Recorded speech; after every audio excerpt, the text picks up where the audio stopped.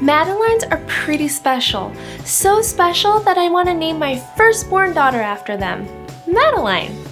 They're small, white sponge cakes with a distinctive scallop pattern. Today, I'll infuse them with matcha green tea for an earthy note and finish them with a dunk in white chocolate. I'll have more tea-inspired videos coming out soon, so be sure to follow me on Instagram at Honeysuckle Catering and on Snapchat at HoneysuckleB to see my latest snaps. I got this Madeleine mold at a specialty baking store, and I'll add a link to it in the description box. But this Madeleine mold is what gives it that classic shell shape. And I'll start by prepping my pan. I'll take some melted butter and brush it into the mold, making sure I have all the crevices covered. Next, I'll dust it with some flour, shaking off any excess. This will help the Madeleines pop right out. Next, I'll mix my dry ingredients. I'll add 1 cup of all-purpose flour, 1 tablespoon of matcha powder, half a teaspoon of baking powder, and a pinch of kosher salt. I'll mix it well, then set it aside. Now I'll work on my wet ingredients.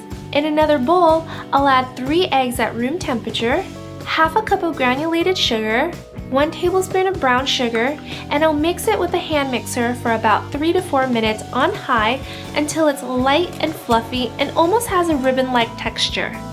Now I'll incorporate my dry ingredients into the egg mixture little by little, gently folding with each addition.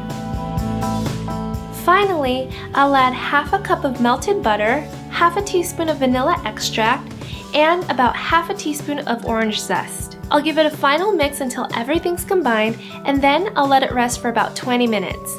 It's important to let the batter rest so that the flour can absorb all the liquid. And because the gluten had time to relax, the texture will be delicate instead of chewy. Now I'm going to preheat my oven to 350 degrees. The batter will have thickened up a little, and so it's the perfect consistency to scoop into my mold. I'll add about a tablespoon to each shell, about 3/4 of the way full. I'll bake them for 7 to 9 minutes until they puff up and develop that signature Madeleine dimple on top. Then I'll remove my pan from the oven and let them cool completely. My Matcha Madeleines have completely cooled, and I've gone ahead and melted about half a cup of white chocolate chips in a bowl. I'll dip my Madeleine halfway into the chocolate, and I'll let it cool on a sheet of wax paper. And that's it! Aren't they pretty? Each bite is a bouquet of flavor, that subtle earthy matcha flavor, the buttery fluffy texture, a bright note from the orange zest, and that sweet white chocolate coating rounds it all out. So delightful! It's perfect with a cup of black tea in the afternoon. Thanks for watching, and be sure to check out my other tea-inspired videos like my Earl Grey creme brulee. I'll see you then! Bye!